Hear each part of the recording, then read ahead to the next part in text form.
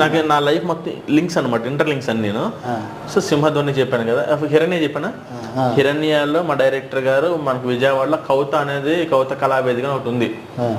అక్కడ singers, local singers పాటలు పాడుతుంటే మా డైరెక్టర్ గారు కూడా సింగర్ రమాశంకర్ గారు, ఆయన అక్కడికి వెళ్ళారనమాట.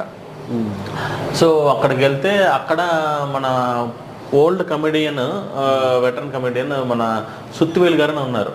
ఆయన బావమరిది చలపతిరావు గారు, ఆయన అక్కడ నాకు పరిచయం అయ్యారు.